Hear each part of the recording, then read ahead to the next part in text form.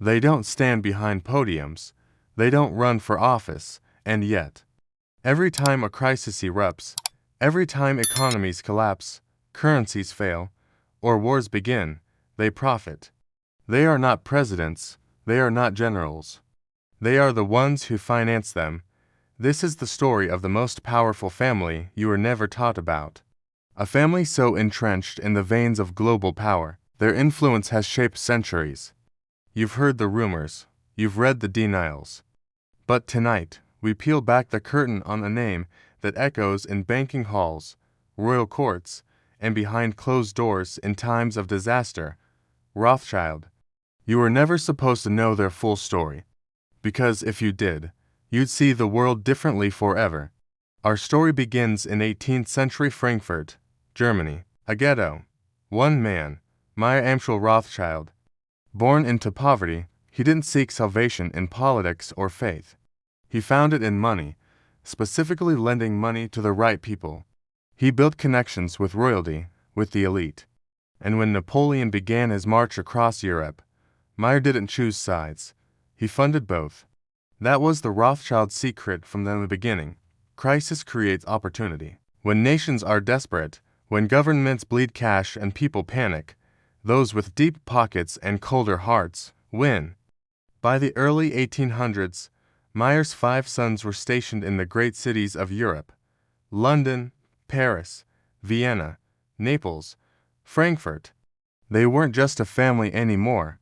They were a network, a private empire. When Britain fought Napoleon, Nathan Rothschild in London didn't just finance the war. He reportedly knew the outcome of the Battle of Waterloo before the British government did. And using the intel, he allegedly manipulated the stock market, making a fortune as the country lay in chaos. Is that a myth, a conspiracy? Even if only partially true, the message is clear: information is power. And when you have both money and information before anyone else, you own the future. As centuries passed, the Rothschilds didn't fade. They just became harder to see.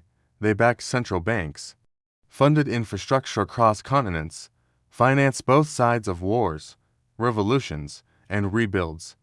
World War I, they helped bankroll nations involved on all fronts. World War II, their financial web was so intricate that it both rescued Jewish refugees and profited from industrial contracts with the Allied powers.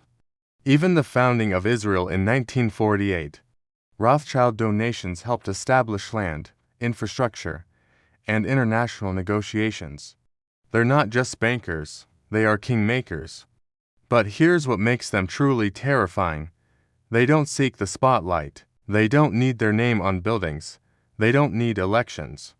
They move through trusts, foundations, shell corporations, and historical anonymity. The modern Rothschilds rarely speak publicly.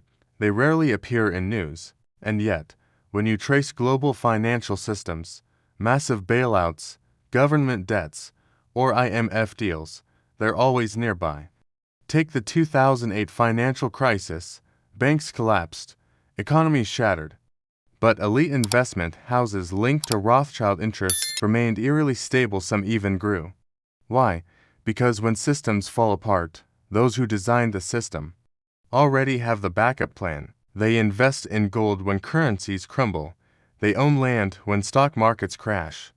They hold water rights, energy pipelines, and media outlets, the real assets of power.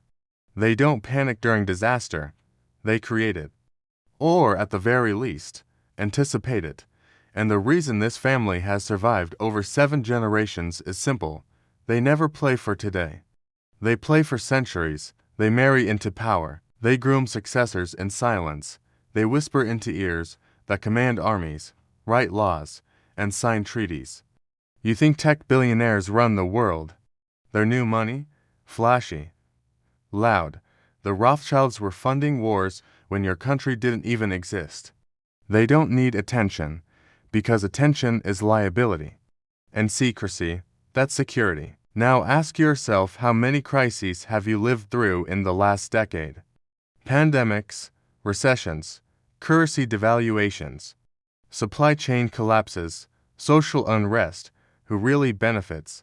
Every time panic sets in, guess who's already divested, diversified, and positioned to gain? Every time debt balloons, guess who holds the note? Every time governments beg for relief, guess who's there with terms and interest? The answer ain't your president. It's not your central bank. It's the silent financiers who've made crisis their most profitable business model. And at the top of that model sits a family whose reach transcends borders, ideology, and time. They don't believe in nations. They believe in leverage. They don't believe in justice. They believe in returns, and they don't care who wins, as long as they're the ones holding the strings after the dust settles. So the next time a crisis erupts, before you point fingers at politicians, protest in the streets, or panic over headlines, follow the money.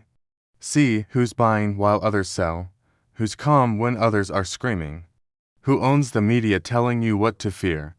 And you'll find them, always watching, always planning, a name older than most nations, a dynasty deeper than history.